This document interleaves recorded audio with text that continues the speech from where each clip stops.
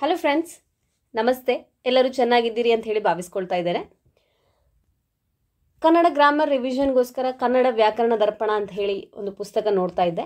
ಹಾಗೆ exam near ಇರುವ ಕಾರಣ ಇದರ ಮೇಲೆ ಒಂದು ವಿಡಿಯೋ ಮಾಡಿದರೆ ನಿಮಗೆ ಹೆಲ್ಪ್ ಆಗ್ತದೆ ಅಂತ ಹೇಳಿ ಅಂದ್ಕೊಂಡು ಕನ್ನಡ ವ್ಯಾಕರಣ ದರ್ಪಣದಿಂದನೇ ವಿಷಯಗಳನ್ನು ತೆಗೆದು ಇಂಪಾರ್ಟೆಂಟ್ ಪಾಯಿಂಟ್ಸನ್ನು ಹೈಲೈಟ್ ಮಾಡ್ತಾ ಹೋಗ್ತೇನೆ. ಯಾರೆಲ್ಲ ಬೇರೆ ಬೇರೆ ಕಾಂಪಿಟೇಟಿವ್ ಎಕ್ಸಾಮ್ಸ್ಗೆ ತಯಾರಿಯನ್ನು ನಡೆಸ್ಕೊಳ್ತಾ ಇದ್ದೀರಿ, ನೀವೆಲ್ಲರೂ ಈ ವಿಡಿಯೋದ ಪ್ರಯೋಜನವನ್ನು ಪಡೆದುಕೊಳ್ಬೋದು. ಇಲ್ಲಿ ಮೊದಲನೇ ಅಧ್ಯಾಯದಲ್ಲಿ ಸಂಜ್ಞಾ ಪ್ರಕರಣಗಳು ಅಂತ ಹೇಳಿದೆ, ಅಂದರೆ ಸಂಜ್ಞೆಗಳು. ಅದರಲ್ಲಿ ಮೊದಲನೇದಾಗಿ ಕನ್ನಡ ವರ್ಣಮಾಲೆ, ಸ್ವರಗಳು, ವ್ಯಂಜನಗಳು, ಯೋಗವಾಹಗಳು, ಹಾಗೆ ಸ್ವರಗಳ ವಿಚಾರ, ವ್ಯಂಜನಾಕ್ಷರಗಳು, ಗುಣಿತಾಕ್ಷರಗಳು, ಒತ್ತಕ್ಷರಗಳು, ಅಕ್ಷರ ಹುಟ್ಟುವ ಸ್ಥಾನ. ಸೊ ಇವುಗಳ ಬಗ್ಗೆ ಇಂಪಾರ್ಟೆಂಟ್ ಪಾಯಿಂಟ್ಸನ್ನು ಈ ವಿಡಿಯೋದಲ್ಲಿ ಹೇಳ್ತಾ ಹೋಗ್ತೇನೆ. ಮುಂದುವರೆದ ಭಾಗದಲ್ಲಿ ಮುಂದಿನ ಅಧ್ಯಾಯಗಳನ್ನು ನಾವು ನೋಡ್ಕೊಳ್ತಾ ಹೋಗುವ. ಮೊದಲನೇದಾಗಿ ಕನ್ನಡ ವರ್ಣಮಾಲೆ.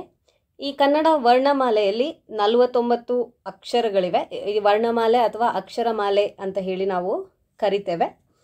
ಇಲ್ಲಿ 50 ಅಕ್ಷರಗಳ ಮಾಲೆಗೆ ವರ್ಣಮಾಲೆ ಅಥವಾ ಅಕ್ಷರಮಾಲೆ ಎನ್ನುತ್ತೇವೆ ಅಂತ ಹೇಳಿದ್ದಾರೆ. ಅದು ರು ಅಂತ ಹೇಳುವಂತಹ ದೀರ್ಘ ಸ್ವರವನ್ನು ಕನ್ಸಿಡರ್ ಮಾಡಿ ಹೇಳಿರುವಂಥದ್ದು. ಈ ರು ಅನ್ನುವಂತಹ ಶಬ್ದವನ್ನು ನಾವು ಮಾತಾಡುವಾಗ ಆ ಅಕ್ಷರವನ್ನು ಬಳಸುವುದಿಲ್ಲ ಎಲ್ಲೂ.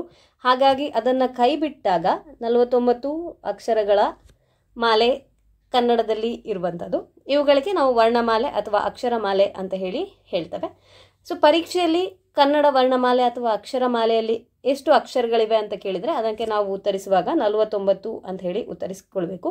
ಇಲ್ಲಿ ರು ದೀರ್ಘ ಸ್ವರವನ್ನು ಸೇರಿಸಿಕೊಂಡು 50 ಅಕ್ಷರಗಳು ಅಂತ ಹೇಳಿ ಕೊಟ್ಟಿದ್ದಾರೆ. ಅಕ್ಷರಗಳನ್ನು ನಾವು ಸ್ವರಗಳು, ವ್ಯಂಜನಗಳು ಮತ್ತು ಯೋಗವಾಹಗಳು ಅಂತ ಹೇಳಿ ವಿಭಾಗಿಸ್ತೇವೆ. ಇದರಲ್ಲಿ ಸ್ವತಂತ್ರವಾಗಿ ಉಚ್ಚಾರ ಮಾಡಲಾಗುವ ಅಕ್ಷರಗಳು ನಾವು ಸ್ವರ ಅಂತ ಹೇಳಿ ಕರಿತೇವೆ. ಹಾಗೆ ಸ್ವರಗಳ ಸಹಾಯದಿಂದ ಯಾವೆಲ್ಲ ಅಕ್ಷರಗಳನ್ನು ನಾವು ಉಚ್ಚಾರ ಮಾಡ್ತೇವೋ ಅಂಥವುಗಳನ್ನು ವ್ಯಂಜನಗಳು ಅಂತ ಹೇಳಿ ಕರಿತೇವೆ. ಉದಾಹರಣೆಗೆ ನಾವು ಪಾಠಶಾಲೆ ಅಂತ ಹೇಳಿ ಒಂದು ಪದವನ್ನು ತೆಗೆದುಕೊಂಡ್ರೆ, ಈ ಪಾಠಶಾಲೆ ಅನ್ನುವ ಪದದಲ್ಲಿ ಪ ಆ, ಟ ಆ, ಶ ಆ, ಲ ಎ ಅಂತ ಹೇಳಿ 8 ಅಕ್ಷರಗಳನ್ನು ನಾವು ಕಾಣ್ತೇವೆ. ಇಲ್ಲಿ ಪ ಟ ಶ ಲ ಅಂತ ಹೇಳುವಂತಹ 4 ಅಕ್ಷರಗಳನ್ನು ನಾವು ಅವುಗಳ ಮುಂದೆ ಇರುವಂಥ ಆ ಅ ಆ ಎ ಅಂತ ಹೇಳುವಂತಹ 4 ಅಕ್ಷರಗಳನ್ನು ಉಚ್ಚಾರ ಮಾಡುವಷ್ಟು ಸುಲಭವಾಗಿ ನಾವು ಅವುಗಳನ್ನು ಉಚ್ಚಾರ ಮಾಡಲಿಕ್ಕೆ ಆಗೋದಿಲ್ಲ. ಸೊ ಇಲ್ಲಿ ಆ ಅ ಆ ಎ ಅಂತ ಹೇಳುವಂತಹ ಅಕ್ಷರಗಳನ್ನು ನಾವು ಸ್ವತಂತ್ರವಾಗಿ ಉಚ್ಚಾರ ಮಾಡ್ತೇವೆ. ಅವುಗಳನ್ನು ನಾವು ಸ್ವರಗಳು ಅಂತ ಹೇಳಿ ಕರಿತೇವೆ. ಅದೇ ಪ ಟ ಶ ಲ ಅಂತ ಹೇಳುವಂತಹ ಅಕ್ಷರಗಳನ್ನು ನಾವು ಈಗಾಗಲೇ ಹೇಳಿದಂತಹ ಸ್ವರಗಳ ಸಹಾಯದಿಂದ ಮಾತ್ರ ಉಚ್ಚಾರ ಮಾಡ್ತೇವೆ. ಹಾಗಾಗಿ ಈ ಅಕ್ಷರಗಳನ್ನು ನಾವು ವ್ಯಂಜನಗಳು ಅಂತ ಹೇಳಿ ಕರಿತೇವೆ. ಸ್ವರ ಮತ್ತು ವ್ಯಂಜನ ಅಲ್ಲದೆ ಇನ್ನೊಂದು ರೀತಿಯ ಅಕ್ಷರಗಳಿವೆ, ಅವುಗಳನ್ನು ನಾವು ಯೋಗವಾಹಗಳು ಅಂತ ಹೇಳಿ ಕರೆಯುವಂಥದ್ದು. ಉದಾಹರಣೆಗೆ ರಂಗ ಮತ್ತು ದುಃಖ ಅಂತ ಹೇಳಿ 2 ಶಬ್ದವನ್ನು ನಾವು ತೆಗೆದುಕೊಂಡ್ರೆ, ರಂಗ ಅನ್ನುವ ಪದದಲ್ಲಿ 0 ಅನ್ನುವ ಒಂದು ಅಕ್ಷರ ಬರ್ತದೆ. ಅದೇ ರೀತಿ ದುಃಖ ಅಂತ ಹೇಳಿ ನಾವೊಂದು ಶಬ್ದವನ್ನು ತಗೊಂಡ್ರೆ ಇಲ್ಲಿ ಈ ರೀತಿಯಾಗಿ 2 ಸೊನ್ನೆಗಳನ್ನು ಬರಿತೇವೆ. ಇದನ್ನೇ ನಾವು ಅನುಸ್ವಾರ ಮತ್ತು ವಿಸರ್ಗ ಅಂತ ಹೇಳಿ ಕರೆಯುವಂಥದ್ದು. 0 ಹಾಗೆ ಬರೆಯುವಂತಹ ಇದನ್ನು ಅನುಸ್ವಾರವು, ಹಾಗೆ 2 ಸೊನ್ನೆಗಳನ್ನು ಸೇರಿಸಿ ಬರೆದಿರುವಂಥದ್ದನ್ನು ವಿಸರ್ಗ ಅಂತ ಹೇಳಿ ಕರಿತೇವೆ. ಇವುಗಳೆರಡನ್ನು ಒಟ್ಟಿಗೆ ಯೋಗವಾಹಗಳು ಅಂತ ಹೇಳಿ ಕರಿತೇವೆ. ಯೋಗವಾಹಗಳು ಅಂತ ಹೇಳಿದರೆ ಅನುಸ್ವಾರ ಮತ್ತು ವಿಸರ್ಗ. ಇವುಗಳನ್ನು ನಾವು ಸ್ವಂತವಾಗಿ ಉಚ್ಚಾರ ಮಾಡಲಿಕ್ಕೆ ಆಗುವುದಿಲ್ಲ. ಇನ್ನೊಂದು ಅಕ್ಷರದ ಸಂಬಂಧವನ್ನು ಹೊಂದಿರುವಾಗ ಮಾತ್ರ ನಾವು ಅನುಸ್ವಾರ ಮತ್ತು ವಿಸರ್ಗಗಳನ್ನು ಉಚ್ಚಾರ ಮಾಡಲಿಕ್ಕೆ ಆಗುವಂಥದ್ದು. ಇಲ್ಲಿ ಯೋಗ ಅಂತ ಹೇಳಿದರೆ ಸಂಬಂಧವನ್ನು, ಹಾಗೆ ವಾಹ ಅಂತಂದರೆ ಹೊಂದಿದ ಅಂತ ಹೇಳಿ ಅರ್ಥ ಬರ್ತದೆ. ಒಂದು ಅಕ್ಷರದ ಸಂಬಂಧವನ್ನು ಹೊಂದಿದ ಮೇಲೆ ನಾವು ಯಾವುದನ್ನು ಉಚ್ಚಾರ ಮಾಡಲಿಕ್ಕಾಗ್ತದೋ ಅಂಥದಕ್ಕೆ ನಾವು ಯೋಗವಾಹಕಗಳು ಅಂತ ಹೇಳ್ತೇವೆ. ಹಾಗಾಗಿ ಅನುಸ್ವಾರ ಮತ್ತು ವಿಸರ್ಗವನ್ನು ಉಚ್ಚಾರ ಮಾಡಲಿಕ್ಕೆ ಅದು ಇನ್ನೊಂದು ಅಕ್ಷರದೊಂದಿಗೆ ಸಂಬಂಧವನ್ನು ಹೊಂದಿರಬೇಕು. ಇವುಗಳು ಸ್ವರ ಸಂಬಂಧ ಪಡೆದ ಮೇಲೆ ಅಂತ ಹೇಳಿದರೆ ಸ್ವರಾಕ್ಷರದ ಮುಂದೆ ಬಂದಾಗ ಅದು ಉಚ್ಚಾರವಾಗ್ತದೆ, ಉಚ್ಚರಿಸಲ್ಪಡುತ್ತದೆ. ಅಂ, ಇಂ, ಎಂ, ಓಂ, ಓಂ, ಅಂ, ಇಹಿ, ಉಹು ಅಂಥೇಳಿ. ಸೊ ಸ್ವರದ ಸಂಬಂಧದಿಂದಲೇ ನಾವು ಅವುಗಳನ್ನು ಉಚ್ಚರಿಸಬಹುದು. ಇಲ್ಲದಿದ್ದರೆ ಅನುಸ್ವಾರ ಮತ್ತು ವಿಸರ್ಗವನ್ನು ಉಚ್ಚರಿಸಲಿಕ್ಕೆ ಬರುವುದಿಲ್ಲ. ಈ ರೀತಿಯಾಗಿ ಸ್ವರಗಳ ಮುಂದೆ ಬರೆದು ಉಚ್ಚರಿಸಲಾಗುವ ಅನುಸ್ವಾರ ಮತ್ತು ವಿಸರ್ಗಗಳಿಗೆ ಯೋಗವಾಹಗಳು ಅಂತ ಹೇಳಿ ಕರಿತೇವೆ. ಸೊ ಇಲ್ಲಿ ಹೇಳುವುದಾದರೆ ಅಕ್ಷರಗಳನ್ನು ನಾವು ಸ್ವರಗಳು, ವ್ಯಂಜನಗಳು ಮತ್ತು ಯೋಗವಾಹಕಗಳು ಅಂಥೇಳಿ 3 ಭಾಗವನ್ನು ಮಾಡ್ತೇವೆ. ಈಗ ಒಂದೊಂದಾಗಿ ನಾವು ಸ್ವರಗಳು ಅಂದ್ರೇನು, ವ್ಯಂಜನಗಳು ಅಂದ್ರೇನು, ಯೋಗವಾಹಗಳು ಅಂದರೆ ಏನು, ಅದರಲ್ಲಿ ಯಾವ ಯಾವ ಅಕ್ಷರಗಳು ಬರ್ತದೆ ಅಂಥೇಳಿ ತಿಳ್ಕೊಳ್ತಾ ಹೋಗುವ. ಮೊದಲನೇದಾಗಿ ಸ್ವರಗಳು ಅ, ಆ, ಇ, ಈ, ಉ, ಊ, ಋ, ಋ, ಎ, ಐ, ಓ, ಔ. ಇಲ್ಲಿ ಒಟ್ಟು 14 ಸ್ವರಗಳಿವೆ. ನಾನು ಈಗಾಗಲೇ ಹೇಳಿದ ಹಾಗೆ ಇಲ್ಲಿ ರು ಅಂತ ಹೇಳುವ ಸ್ವರಾಕ್ಷರವನ್ನು ನಾವು ಮಾತನಾಡುವಾಗ ಅಥವಾ ಬರೆಯುವಾಗ ಎಲ್ಲಿಯೂ ಬಳಸುವುದಿಲ್ಲ. ಹಾಗಾಗಿ ಅದನ್ನು ಕೈ ಬಿಟ್ಟಿದ್ದೇವೆ. ಹಾಗಾಗಿ ಸ್ವರಗಳು 13 ಅಂಥೇಳಿ ನಾವು ಬರ್ಕೊಳ್ಬೋದು.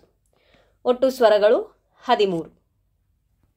ಇನ್ನು ವ್ಯಂಜನಗಳು ಕ್, ಖ, ಘ, ಘ, ಞ.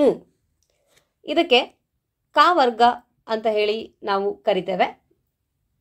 5 ಅಕ್ಷರಗಳು ಕ ವರ್ಗದಲ್ಲಿವೆ. ಮುಂದುವರಿದಂತೆ ಛ, ಛ, ಜ, ಝ, ಞ. ಇದು ಚ ವರ್ಗ. ಇಲ್ಲೂ 5 ಅಕ್ಷರಗಳಿವೆ. ಠ, ಠ, ಡ, ಢ, ಣ. ಇದನ್ನು ನಾವು ಟ ವರ್ಗ ಅಂತ ಹೇಳಿ ಹೇಳ್ತೇವೆ. ಇಲ್ಲೂ 5 ಅಕ್ಷರಗಳು. ಮುಂದುವರಿದು ತ, ತ, ಧ, ಧ, ನ. ಇದು ತ ವರ್ಗ. ಇಲ್ಲೂ 5 ಅಕ್ಷರಗಳಿವೆ. ಪ, ಫ, ಬ, ಭ, ಮ. ಪ ವರ್ಗ. ಇಲ್ಲೂ 5 ಅಕ್ಷರಗಳು. ಯ, ಋ, ಲ, ವ, ಶ, ಶ, ಸ, ಹ, ಳು. 9. ಸೊ ಒಟ್ಟಾರೆಯಾಗಿ 34 ವ್ಯಂಜನಗಳಿವೆ. ಹಾಗೆ ಯೋಗವಾಹಗಳು ಅನುಸ್ವಾರ ಮತ್ತು ವಿಸರ್ಗ 2. ಸೊ ಒಟ್ಟಾರೆಯಾಗಿ 13 ಸ್ವರಗಳು ರೂವನ್ನು ಬಿಟ್ಟು, 34 ವ್ಯಂಜನಗಳು ಹಾಗೆ 2 ಯೋಗವಾಹಗಳು. ಒಟ್ಟಾರೆ 13 ಕೂಡಿಸು 34 ಕೂಡಿಸು 2 ಅಂದರೆ 49 ಅಕ್ಷರಗಳು ಕನ್ನಡ ಭಾಷೆಯಲ್ಲಿವೆ. ಈ ಎಲ್ಲ ಅಕ್ಷರಗಳನ್ನು ಒಟ್ಟು ಸೇರಿಸಿ ವರ್ಣಮಾಲೆ ಅಂತ ಕರಿತೇವೆ. ಈ ಪುಸ್ತಕದಲ್ಲಿ ಈಗಾಗಲೇ ಹೇಳಿರುವಂತೆ ಅವರು ರು ಅನ್ನು ಕೂಡ ಸೇರಿಸಿ 14 ಸ್ವರ ಅಂತ ಹೇಳಿದ್ದಾರೆ. ಅದರಲ್ಲಿ ಆ, ಇ, ಉ, ಋ, ಎ, ಓ ಈ 6 ಸ್ವರಗಳನ್ನು ನಾವು ಒಂದು ಮಾತ್ರೆಯ ಕಾಲದಲ್ಲಿ ಉಚ್ಚರಿಸ್ತೇವೆ. ಈ ರೀತಿ ಒಂದು ಮಾತ್ರೆಯ ಕಾಲದಲ್ಲಿ ಉಚ್ಚರಿಸುವ ಸ್ವರಗಳಿಗೆ ನಾವು ಹ್ರಸ್ವ ಸ್ವರಗಳು ಅಂಥೇಳಿ ಕರಿತೇವೆ.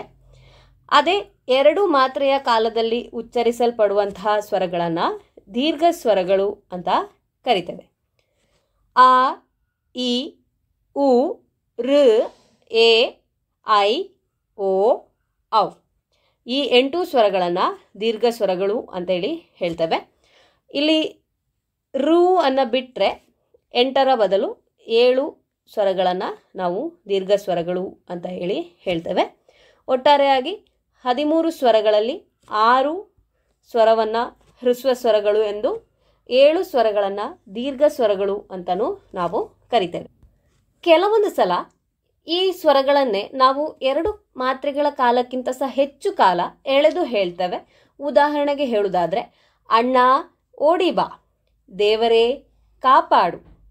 ಇಲ್ಲಿ ನಾವು ಅಣ್ಣದಲ್ಲಿ ನ ಕಾರದ ಮುಂದೆ ಇರುವಂಥ ಆ ಕಾರವನ್ನು, ಹಾಗೆ ದೇವರೇ ಎಂಬ ಪದದಲ್ಲಿ ಋ ಕಾರದ ಮುಂದಿರುವ ಎ ಕಾರವನ್ನು 2 ಮಾತ್ರೆಗಳ ಕಾಲಕ್ಕಿಂತ ಹೆಚ್ಚು ಕಾಲ ಅಂತ ಹೇಳಿದರೆ ನಾವು ಅದನ್ನು 3 ಮಾತ್ರಾ ಕಾಲ ಅಂತ ಹೇಳ್ತೇವೆ. 3 ಮಾತ್ರೆಗಳ ಕಾಲದವರೆಗೆ ಎಳೆದು ಉಚ್ಚರಿಸುವಂತಹ ಕಾರಣ ಇವುಗಳಿಗೆ ನಾವು ಪ್ಲುತ ಸ್ವರಗಳು ಅಂತ ಹೇಳಿ ಕರಿತೇವೆ.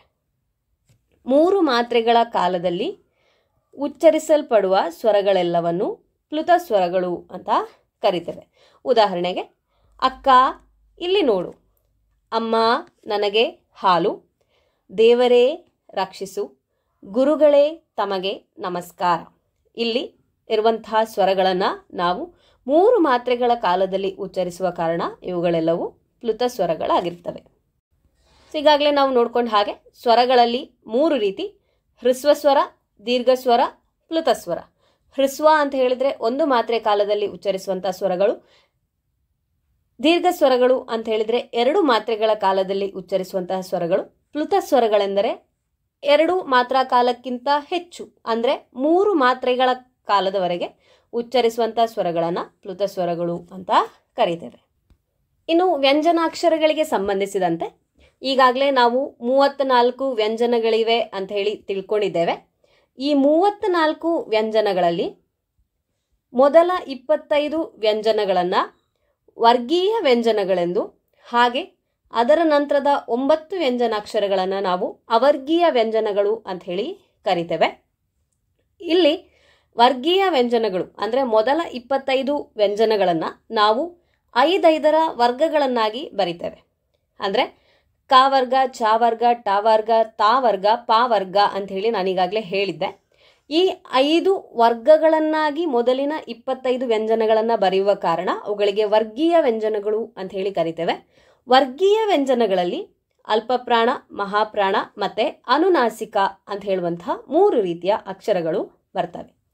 ಒಟ್ಟು 34 ವ್ಯಂಜನಗಳಲ್ಲಿ 25 ವರ್ಗೀಯ ವ್ಯಂಜನಗಳು, 9 ಅವರ್ಗೀಯ ವ್ಯಂಜನಗಳು. ವರ್ಗೀಯ ವ್ಯಂಜನಗಳಲ್ಲಿ ಅಲ್ಪಪ್ರಾಣ, ಮಹಾಪ್ರಾಣ ಮತ್ತು ಅನುನಾಸಿಕ. ವರ್ಗೀಯ ವ್ಯಂಜನಗಳಲ್ಲಿ ಮೊದಲನೇ ವರ್ಗ ಕ ವರ್ಗ, ಕ ಖ ಗ ಗ ङ.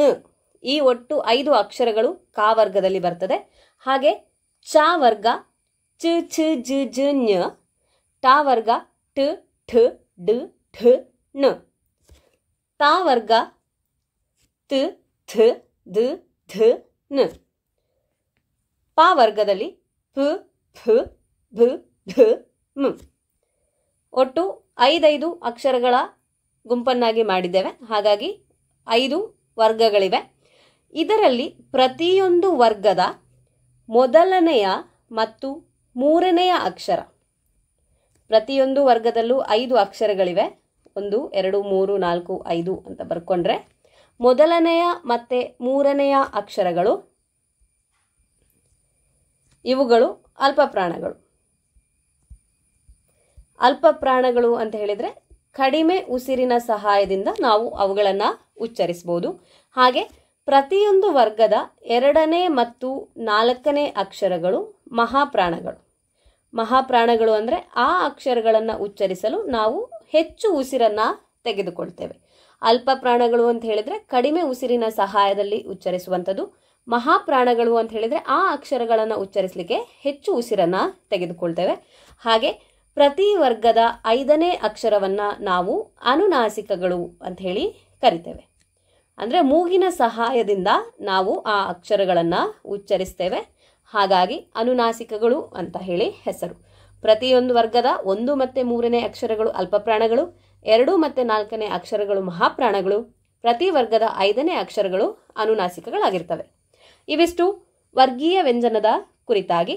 ಇನ್ನು ಅವರ್ಗೀಯ ವ್ಯಂಜನಗಳಲ್ಲಿ ಯ, ರ, ಲ, ವ, ಶ, ಶ, ಸ, ಹ, ಳ ಒಟ್ಟು 9 ಅಕ್ಷರಗಳಿವೆ.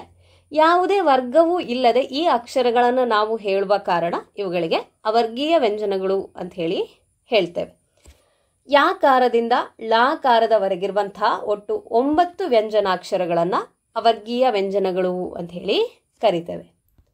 ಮುಂದೆ ಗುಣಿತಾಕ್ಷರಗಳು. ಬರೀ ವ್ಯಂಜನಗಳನ್ನಷ್ಟೇ ಉಪಯೋಗಿಸಿಕೊಂಡು, ಅಂದರೆ ಅವುಗಳನ್ನೇ ಜೊತೆಗೆ ಬರೆದುಕೊಂಡು ನಾವು ಅರ್ಥವತ್ತಾಗಿರುವಂತಹ ಶಬ್ದವನ್ನು ಮಾಡಲಿಕ್ಕೆ ಸಾಧ್ಯ ಇಲ್ಲ. ಹಾಗಾಗಿ ವ್ಯಂಜನಗಳೊಂದಿಗೆ ನಾವು ಸ್ವರಾಕ್ಷರಗಳನ್ನು ಸೇರಿಸಿಕೊಳ್ಳಬೇಕು. ಅದೇ ವ್ಯಂಜನದ ಎದುರಲ್ಲಿ ಸ್ವರ ಬಂದು ಅದನ್ನು ನಾವು ಉಪಯೋಗಿಸಿಕೊಂಡು ಕೂಡ ಅರ್ಥ ಇರುವಂತಹ ಶಬ್ದಗಳನ್ನು ಮಾಡಲಿಕ್ಕೆ ಸಾಧ್ಯವಿಲ್ಲ. ಹಾಗಾಗಿ ವ್ಯಂಜನಾಕ್ಷರಗಳ ನಂತರ ಸ್ವರಾಕ್ಷರಗಳು ಬರಬೇಕು. ವ್ಯಂಜನದೊಂದಿಗೆ ಸ್ವರವನ್ನು ಸೇರಿಸಿ ನಾವು ಮಾಡುವಂಥ ಅಕ್ಷರವನ್ನು ನಾವು ಗುಣಿತಾಕ್ಷರಗಳು ಅಂತ ಹೇಳಿ ಕರಿತೇವೆ. ಈ ಪಟ್ಟಿಯನ್ನು ನೋಡಿದರೆ ನಿಮಗೆ ಗೊತ್ತಾಗ್ತದೆ, ವ್ಯಂಜನಾಕ್ಷರಕ್ಕೆ ಸ್ವರಾಕ್ಷರವನ್ನು ಸೇರಿಸಿದಾಗ ಸಿಗುವಂಥದ್ದು ಗುಣಿತಾಕ್ಷರ. ಕಿಗೆ ಆವನ್ನು ಸೇರಿಸಿದಾಗ ಕಾ ಆಗ್ತದೆ, ಕಿಗೆ ಆವನ್ನು ಸೇರಿಸಿದಾಗ ಕಾ ಆಗ್ತದೆ. ಇದೇ ರೀತಿಯಲ್ಲಿ ಎಲ್ಲ ಸ್ವರಗಳನ್ನು ಅಂದರೆ 14 ಸ್ವರಕ್ಕೂ 34 ವ್ಯಂಜನಗಳನ್ನು ಸೇರಿಸಿ ಮಾಡುವಂತಹ ಹೊಸ ಅಕ್ಷರಗಳನ್ನು ಗುಣಿತಾಕ್ಷರಗಳು ಅಂತ ಹೇಳಿ ಕರೆಯುವುದು. ವ್ಯಂಜನಗಳಿಗೆ ಸ್ವರಗಳು ಸೇರಿ ಗುಣಿತಾಕ್ಷರಗಳು ಅಂತ ಅನಿಸಿಕೊಳ್ತವೆ. ಮುಂದುವರಿದು ಒತ್ತಕ್ಷರಗಳು ಅಂದರೆ ಸಂಯುಕ್ತಾಕ್ಷರಗಳು ಅಂತ ಹೇಳಿ ಕರಿತೇವೆ. ಇದರಲ್ಲಿ ಸಜಾತೀಯ ಸಂಯುಕ್ತಾಕ್ಷರ ಹಾಗೆ ವಿಜಾತೀಯ ಸಂಯುಕ್ತಾಕ್ಷರ ಅಂತ ಹೇಳಿದೆ. ಮೊದಲನೇದಾಗಿ ಸಂಯುಕ್ತಾಕ್ಷರಗಳು ಅಂತ ಹೇಳಿದರೆ ಏನು? ಇಲ್ಲಿ ವ್ಯಂಜನಗಳು ಒಂದಕ್ಕೊಂದು ಸೇರಿ ಅದು ಸ್ವರದೊಂದಿಗೆ ಸೇರಿ ಅಕ್ಷರಗಳು ಆಗುವಂಥದ್ದು. ಸೇರಿರುವಂತಹ ಎರಡು ವ್ಯಂಜನಗಳು ಒಂದೇ ಜಾತೀಯವಾಗಿದ್ದರೆ ಅದು ಸಜಾತೀಯ ಒತ್ತಕ್ಷರ ಆಗ್ತದೆ. ಸೇರಿರುವಂತಹ ವ್ಯಂಜನಗಳು ಬೇರೆ ಬೇರೆ ಜಾತಿಯ ವ್ಯಂಜನಗಳಾಗಿದ್ದಲ್ಲಿ ಅದು ವಿಜಾತೀಯ ಸಂಯುಕ್ತಾಕ್ಷರಗಳು ಆಗ್ತವೆ. ಉದಾಹರಣೆಗೆ ಸಜಾತೀಯ ಸಂಯುಕ್ತಾಕ್ಷರಕ್ಕೆ ಉದಾಹರಣೆ ಅಕ್ಕ, ಅಣ್ಣ, ಅಜ್ಜ, ಕೆಟ್ಟು, ಹುತ್ತ ಇತ್ಯಾದಿ. ಇಲ್ಲಿ ಅಕ್ಕ ಅಂತ ಆಗಬೇಕಿದ್ರೆ ಸೇರಿರುವಂತಹ ವ್ಯಂಜನಗಳು ಕ, ಕ, ಆ. ಹೌದಾ? ಆ ಅನ್ನುವ ಸ್ವರದೊಂದಿಗೆ ಕ, ಕ, ಆ. ಇಲ್ಲಿ ಕ, ಅಕ್ಕ ಅಂತ ಆಗಿರುವಂಥದ್ದು. ಇಲ್ಲಿ ಸೇರಿರುವಂತಹ ಎರಡು ವ್ಯಂಜನಾಕ್ಷರಗಳು ಕ, ಅವೆರಡು ಒಂದೇ ಜಾತಿ ಅಂದರೆ ಕ ವರ್ಗಕ್ಕೆ ಸೇರಿರುವಂಥದ್ದು. ಕ ವ್ಯಂಜನಾಕ್ಷರವೇ ಎರಡು ಸಲ ಸೇರಿರುವಂಥದ್ದು. ಹಾಗೆ ಇವುಗಳು ಸಜಾತೀಯ ಸಂಯುಕ್ತಾಕ್ಷರಗಳು ಆಗ್ತವೆ. ಇವುಗಳಿಗೆ ದ್ವಿತ್ವ ಅಂತ ಕೂಡ ನಾವು ಕರಿತೇವೆ. ಇನ್ನು ಭಕ್ತ ಮತ್ತು ಅಷ್ಟು ಅಂತ ಹೇಳುವಂತಹ ಶಬ್ದವನ್ನು ನಾವು ತೆಗೆದುಕೊಂಡ್ರೆ ಇಲ್ಲಿ ಸೇರಿರುವಂತಹ ವ್ಯಂಜನಾಕ್ಷರಗಳು ಬು, ಖ, ತ. ಹಾಗೆ ಅಷ್ಟು ಶಬ್ದದಲ್ಲಿ ಶ, ಟ ಎಂಬಂತಹ ವ್ಯಂಜನಾಕ್ಷರಗಳು ಸೇರಿದವೆ. ಇಲ್ಲಿ ಎರಡೆರಡು ಅಥವಾ ಮೂರು ವ್ಯಂಜನಾಕ್ಷರಗಳು ಸೇರಿ ಒಂದು ಅಕ್ಷರ ಆಗಿದೆ. ಹಾಗೆ ಸೇರಿರುವಂತಹ ವ್ಯಂಜನಗಳು ಬೇರೆ ಬೇರೆ ಜಾತಿಯವು, ಅಂದರೆ ಅವುಗಳನ್ನು ನಾವು ವಿಜಾತೀಯ ವ್ಯಂಜನಗಳು ಅಂತ ಹೇಳಿ ಕರಿತೇವೆ. ಇಲ್ಲಿ ಬೇರೆ ಬೇರೆ ಜಾತಿಯ ಎರಡು ಅಥವಾ ಹೆಚ್ಚು ವ್ಯಂಜನಾಕ್ಷರಗಳು ಸೇರಿ ಆಗಿರುವಂತಹ ಅಕ್ಷರಗಳನ್ನು ನಾವು ವಿಜಾತೀಯ ಸಂಯುಕ್ತಾಕ್ಷರ ಅಂತ ಹೇಳಿ ಕರಿತೇವೆ. ಒಂದೇ ರೀತಿಯ ವ್ಯಂಜನಗಳು ಸೇರಿ ಆಗಿರುವಂತಹ ಶಬ್ದಗಳು ಅದು ಸಜಾತೀಯ. ಬೇರೆ ಬೇರೆ ರೀತಿಯ ವ್ಯಂಜನಾಕ್ಷರಗಳು ಸೇರಿ ಆಗಿರುವಂತಹ ಶಬ್ದಕ್ಕೆ ನಾವು ವಿಜಾತೀಯ ಸಂಯುಕ್ತಾಕ್ಷರಗಳು ಅಂತ ಹೇಳಿ ಕರಿತೇವೆ. ವಿಜಾತೀಯ ಸಂಯುಕ್ತಾಕ್ಷರಗಳಿಗೆ ಉದಾಹರಣೆ ವಸ್ತ್ರ, ಅಕ್ಷರ, ಜ್ಞಾನ, ಸ್ವಾರ್ಥ, ಶಕ್ತಿ. ಈಗಾಗಲೇ ಸಜಾತೀಯ ಸಂಯುಕ್ತಾಕ್ಷರಗಳು ಅಂತ ಹೇಳುವಾಗ ನಾವು ಅವುಗಳಿಗೆ ದ್ವಿತ್ವ ಅಂತ ಕರಿತೇವೆ ಅಂತ ಹೇಳಿದ್ವಿ. ಈಗ ವಿಜಾತೀಯ ಸಂಯುಕ್ತಾಕ್ಷರಗಳನ್ನು ಕೂಡ ನಾವು ದ್ವಿತ್ವ ಅಂತ ಕರಿಬಹುದಾ? ಇಲ್ಲ, ನಾವು ವಿಜಾತೀಯ ಸಂಯುಕ್ತಾಕ್ಷರಗಳನ್ನು ದ್ವಿತ್ವ ಅಂತ ಹೇಳಿ ಕರೀಲಿಕ್ಕೆ ಬರುವುದಿಲ್ಲ. ಯಾಕೆ ಅಂತ ಹೇಳಿದರೆ ಇಲ್ಲಿ ಬೇರೆ ಬೇರೆ ರೀತಿಯ ವ್ಯಂಜನಾಕ್ಷರಗಳು ಒಂದಕ್ಕೊಂದು ಸೇರಿ ಆಗಿರುವಂಥದ್ದು. ಹಾಗಾಗಿ ದ್ವಿತ್ವ ಪದದ ಬಳಕೆ ಸಜಾತೀಯ ಸಂಯುಕ್ತಾಕ್ಷರಗಳಿಗೆ ಮಾತ್ರ ಸಾಧ್ಯ. ಇನ್ನು ಮುಂದುವರಿದು ನಾವು ಕಲಿತಂತಹ ಅಷ್ಟೂ ಅಕ್ಷರಗಳು ಅಂದರೆ ಕನ್ನಡ ವರ್ಣಮಾಲೆಯಲ್ಲಿರುವಂತಹ 49 ಅಕ್ಷರಗಳು ಒಂದೇ ಸ್ಥಾನದಲ್ಲಿ ಹುಟ್ಟುವುದಿಲ್ಲ. ಈಗ ಯಾವ್ಯಾವ ಅಕ್ಷರಗಳು ಯಾವ್ಯಾವ ಸ್ಥಾನದಲ್ಲಿ ಹುಟ್ಟಿಕೊಳ್ತವೆ ಅಂತ ಹೇಳುವುದನ್ನು ತಿಳ್ಕೊಳ್ಳುವ. ನಾವು ಈಗಾಗಲೇ ತಿಳಿದಂತಹ 49 ಅಕ್ಷರಗಳೆಲ್ಲವೂ ಕೂಡ ಹೊಕ್ಕಳದ ಮೂಲ ಭಾಗದಿಂದ ಹೊರಟ ಶಬ್ದ ಒಂದರಿಂದ ಹುಟ್ಟುವಂಥದ್ದು. ಆದರೆ ಈ ಹೊರಟ ಶಬ್ದ ಗಂಟಲು, ದವಡೆ, ನಾಲಿಗೆಯ ಮೇಲ್ಭಾಗದ ಭಾಗ, ತುಟಿ, ಹಲ್ಲು ಇತ್ಯಾದಿ ಅಂಗಗಳ ಸಹಾಯದಿಂದ ಬೇರೆ ಬೇರೆ ಅಕ್ಷರಗಳಾಗ್ತವೆ. ಈಗ ನಾವು ತಿಳ್ಕೊಳ್ಬೇಕಾಗಿರುವಂಥದ್ದು ಯಾವ್ಯಾವ ಅಕ್ಷರಗಳು ಎಲ್ಲೆಲ್ಲಿ ಹುಟ್ಟುತ್ತವೆ ಅಂತ. ಮೊದಲನೇದಾಗಿ ಕಂಠ್ಯ ವರ್ಣಗಳು ಅಂತ ಹೇಳಿದರೆ ಕಂಠದಲ್ಲಿ ಹುಟ್ಟುವಂಥವುಗಳು. ಅದು ಆ, ಆ, ಕ, ಖ, ಗ, ಘ, ङ, ಹ ಮತ್ತು ವಿಸರ್ಗ. ಈ ಅಕ್ಷರಗಳನ್ನು ನಾವು ಹೇಳಬೇಕಿದ್ರೆ ಅದು ನಮ್ಮ ಗಂಟಲಿನಲ್ಲಿ ಅಂದರೆ ಕಂಠದಿಂದ ಹುಟ್ಟಿ ಬರುವಂತಹ ಅಕ್ಷರಗಳಾದ ಕಾರಣ ಅವುಗಳನ್ನು ಕಂಠ್ಯ ವರ್ಣಗಳು ಅಂತ ಹೇಳಿ ಕರಿತೇವೆ. ಎರಡನೆಯದು ಇ, ಈ, ಚ, ಛ, ಜ ಝ ಜ್ಞ ಯ ಶ. ಇವುಗಳನ್ನು ನಾವು ದವಡೆಯ ಸಹಾಯದಿಂದ ಹೇಳುವಂಥ ಕಾರಣ ಇವುಗಳನ್ನು ತಾಲ್ವಾಕ್ಷರ ಅಂತ ಹೇಳಿ ಕರಿತೇವೆ. ನೀವು ಈ ಅಕ್ಷರಗಳನ್ನು ಉಚ್ಚಾರ ಮಾಡುವಾಗ ನೋಡಿ ಎಲ್ಲಿಂದ ಆ ಶಬ್ದ ಹೊರಟು ಬರ್ತದೆ ಅಂತ ಹೇಳಿ ಅವುಗಳ ಪ್ರಕಾರ ನಾವು ಇವುಗಳನ್ನು ಕ್ಲಾಸಿಫೈ ಮಾಡ್ತಾ ಹೋಗ್ತೇವೆ. ಋ ಋ ಠ ಠ ಡ ಢ ಣ ರ ಶ. ಈ ಅಕ್ಷರಗಳು ನಾಲಿಗೆಯ ಮೇಲ್ಭಾಗವಾದ ಮೂರ್ಧ ಅಂತ ಹೇಳುವುದರ ಸಹಾಯದಿಂದ ನಾವು ಹೇಳುವಂತಹ ಅಕ್ಷರಗಳು. ಹಾಗಾಗಿ ಇವುಗಳನ್ನು ಮೂರ್ಧನ್ಯಗಳು ಅಂಥೇಳಿ ನಾವು ಕರಿತೇವೆ. ನೀವು ಬೇಕಿದ್ರೆ ಟ್ರೈ ಮಾಡಿ ನೋಡಿ. ಠ ಠ ಡ ಢ ಣ ಅಂತ ಹೇಳುವಾಗ ನಮ್ಮ ನಾಲಿಗೆ ಮೇಲ್ಭಾಗಕ್ಕೆ ತಾಗ್ತದೆ, ಬಾಯಿಯ ಮೇಲ್ಭಾಗಕ್ಕೆ ತಾಗಿದಾಗ ಮಾತ್ರ ಈ ಶಬ್ದಗಳನ್ನು ನಾವು ಉಚ್ಚಾರ ಮಾಡಲಿಕ್ಕೆ ಆಗುವಂಥದ್ದು. ನಾಲ್ಕನೇದು ಥ ಥ ಧ ಧ ನ ಲ ಸ. ಈ ಅಕ್ಷರಗಳನ್ನು ನಾವು ಹೇಳುವಾಗ ಹಲ್ಲಿನ ಸಹಾಯವನ್ನು ಪಡೆದುಕೊಳ್ತೇವೆ. ಅಂದರೆ ಇವುಗಳು ಹಲ್ಲುಗಳ ಸಹಾಯದಿಂದ ಹುಟ್ಟುತ್ತವೆ. ಥ ಥ ಧ ಧ ನ ಲ ಸ. ಹಾಗಾಗಿ ಇವುಗಳು ದಂತ್ಯ ವರ್ಣಗಳು ಅಂಥೇಳಿ ಕರಿತೇವೆ. ಐದನೇದು ಉ ಉ ಪ ಫ ಬ ಭ ಮ. ಈ ಅಕ್ಷರಗಳನ್ನು ನಾವು ತುಟಿಯ ಸಹಾಯದಿಂದ ಹೇಳ್ತೇವೆ. ಅಂದರೆ ಈ ಅಕ್ಷರಗಳು ಹುಟ್ಟಲಿಕ್ಕೆ ತುಟಿಯ ಸಹಾಯ ಬೇಕು.